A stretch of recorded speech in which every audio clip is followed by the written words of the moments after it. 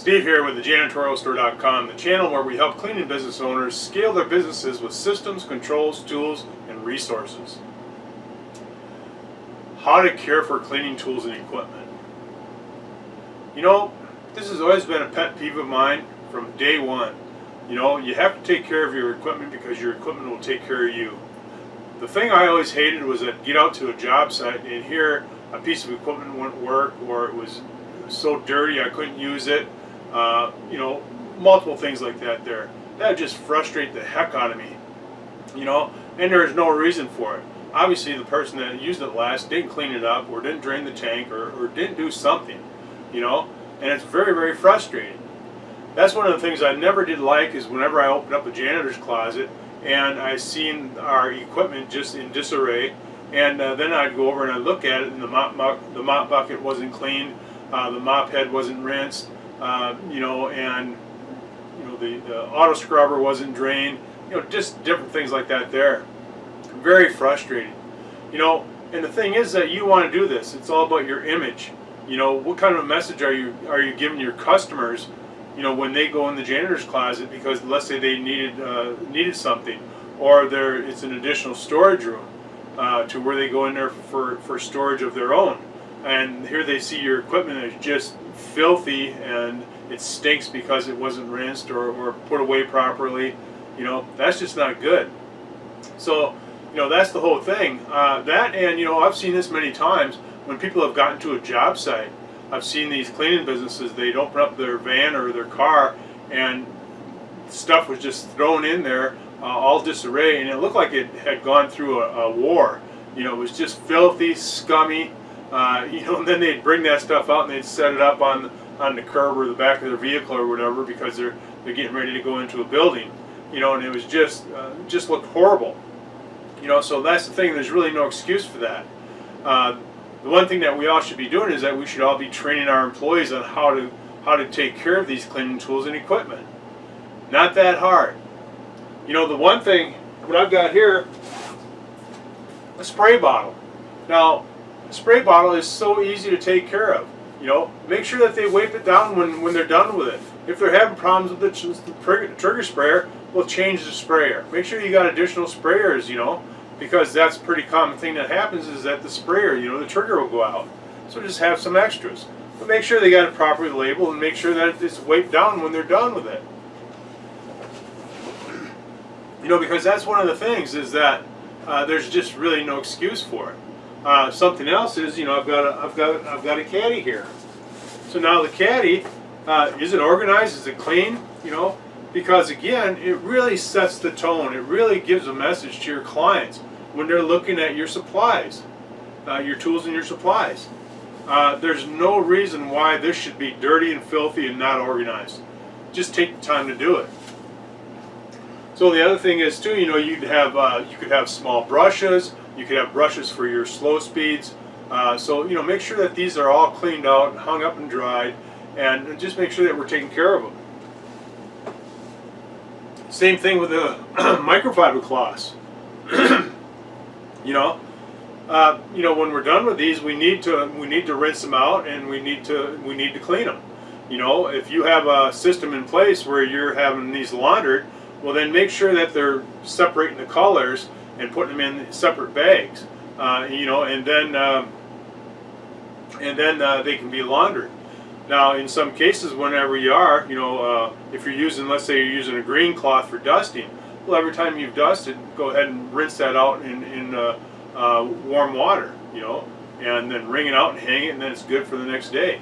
Now, you can do that for quite a few processes before you have to, you know, replace that cloth. Now, the same thing is true for brooms. Now, I've seen this many times where a broom is being sat on its bristles. Well, that causes the bristles to curl up. You don't want to do that. Make sure they set it on the handle with the bristles up. You know, then you'll have that broom for a long time. I can show you brooms that I've had for 18 years, and it's because you just take care of them. Now, the same thing is true with wet mops. You know, a lot of people are using microfiber flat mops, but again, you know, take care of it. Make sure that it's wiped down and that it still locks in place when you extend the handle. You know, make sure that those pads are taken care of too. You know, again, they're just like microfiber cloths. You know, you got your pads, take care of them, wash them on a regular basis. You know, make sure that things are looking good.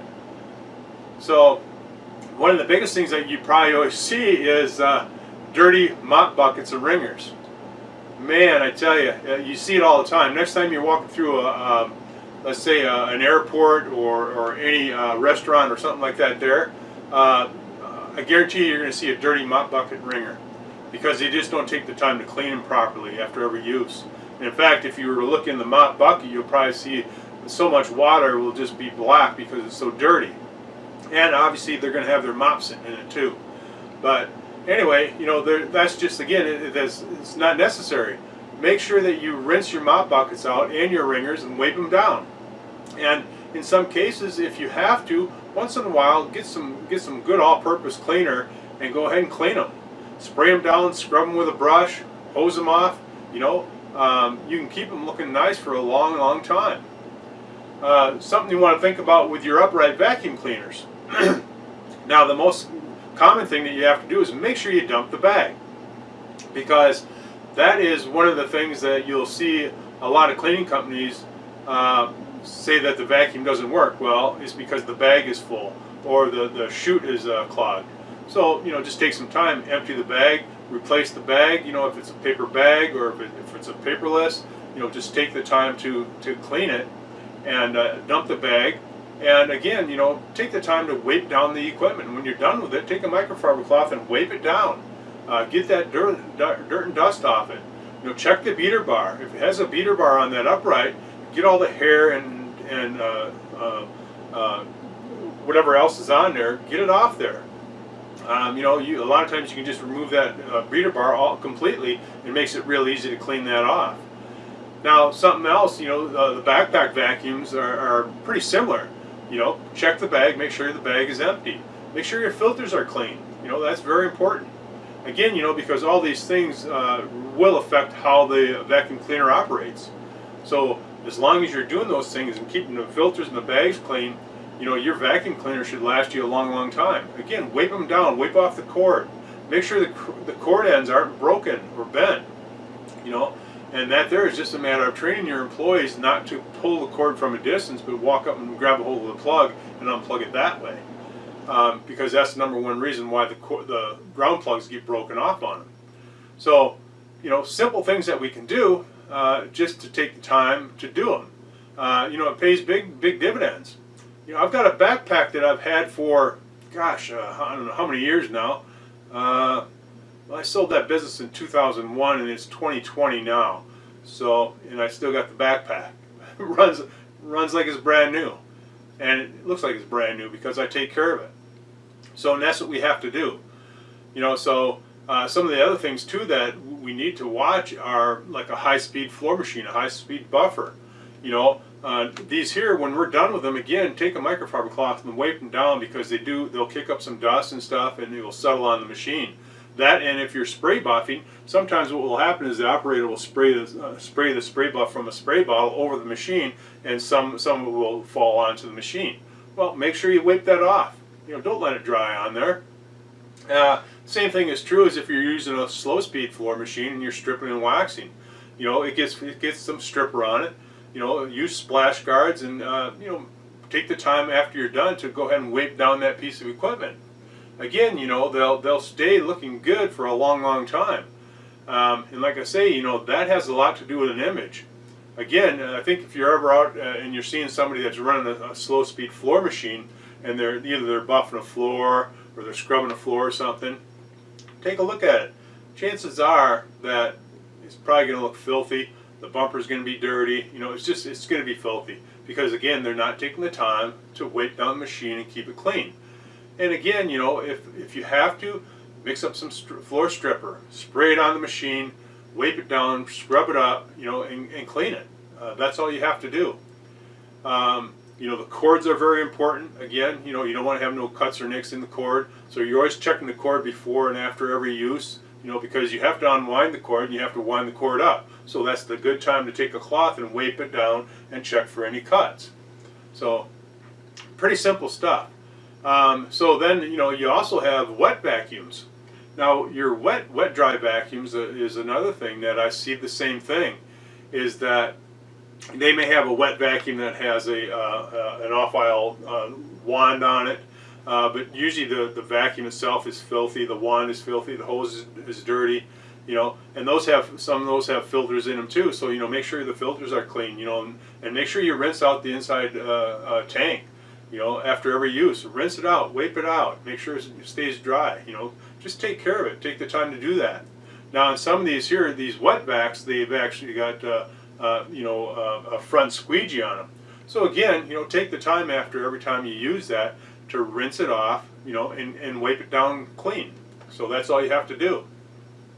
You know, and never ever let let any water sit in it. You know, that tank has to be emptied every time. So on these wet vacs, make sure you do that. Now, something else you can do too is on your carpet machines. The one thing I see often is people always leave water in the solution tank. So don't do that. You know, it starts to smell, and it's just not good. So after every use, you know, make sure that you drain the recovery tank and the solution tank, you know, and rinse it out. Make sure that it's staying clean. You know, then make sure you leave the lid open so it can air dry. And that's what you have to do. And again, make sure you wipe down the outside of that carpet machine.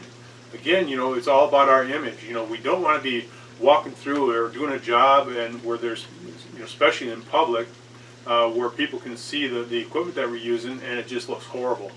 You know, I've seen companies that have had their company names on some of this equipment, and in some cases you couldn't even see the company name completely because there's so much dirt on the equipment. So just not a good image. And, you know, last but not least, what about the company vehicles? You know, we have to take care of those too. So before any of your employees get in a company vehicle, you should have a checklist. They should be doing a visual checklist of all the things on that vehicle. Are the tires inflated? You know, is the wiper blades good? You know, did they check the windshield wiper fluid? How about the oil? Has the oil, you know, does it need oil? But you need to check all these things. And again, you know, the inside of the vehicle is important too. Let's make sure that we keep it clean. You know, do we have SDS sheets in place? You know, and you know, is it presentable to where if we were to show a customer our company vehicle, that we would be proud of it?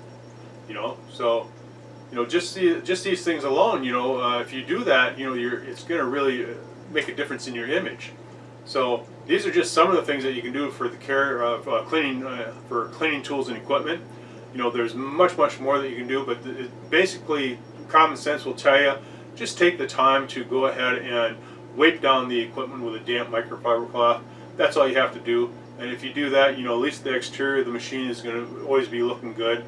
But, you know, always make sure you dump the bag, clean the filters, and do the things that you need to do. Because like I say, as when I started this video, you don't want to get out in the field and have a piece of equipment not operate for you because of negligence, you know, of just not taking care of it. You just don't want to do that. That will cost you a lot of frustration and cost you a lot of time. So just don't do it. Well, hopefully you got some value from this video, and if you did, feel free to comment and share. And if you have not already, go ahead and subscribe to our channel. And remember to turn on those bell notifications to get the latest updates of new videos for building a successful cleaning business. So, till then, thanks for checking in, and we'll see you next time.